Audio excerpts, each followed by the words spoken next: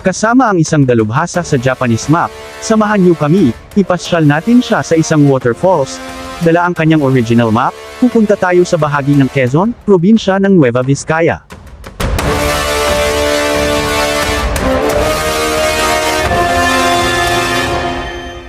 Pila ng mapa ang ibinahagi sa atin, namili muna tayo ng isang location, mas madaling hanapin ang isang waterfalls, kaya let's go, tingnan natin kung ano meron dito.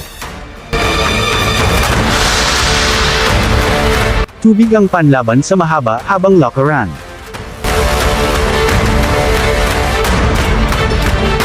Walang sinayang na panahon, pagkadating sa waterfalls unang hinanap ang object sa gitna ng bagsakan nito.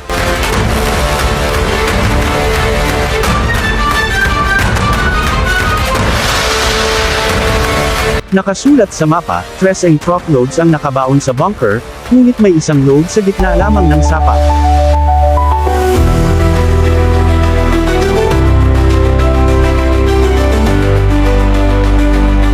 Upang maitutok tayo sa eksaktong spot ng object, abalang hinanap ng grupo ang mga palatandaan, nakasulat ito sa bato.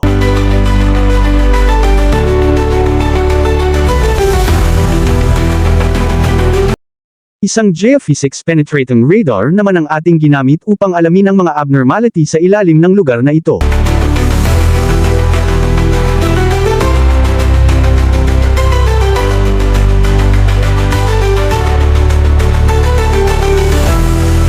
Nabuo natin sa araw na ito ang isang ocular inspection, positive sa GPR at mapa, pang-finale gamit tayo ng satellite scan.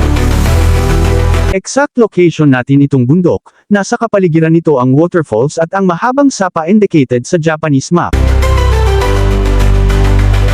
Nasa loob ng dilaw na image ang mahigit 30 6x trucks ng mga Japanese Army, intact at loaded ang mga ito.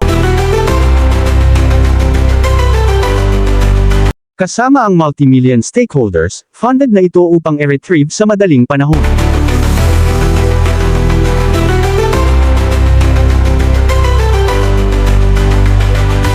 Tuloy-tuloy ang ating mga operation, nasa Luzon, Visayas at Mindanao, dumarami ang mga multi-million partners basta't sa magandang samahan magandang kahihinatnan, hanggang sa muli, salamat po.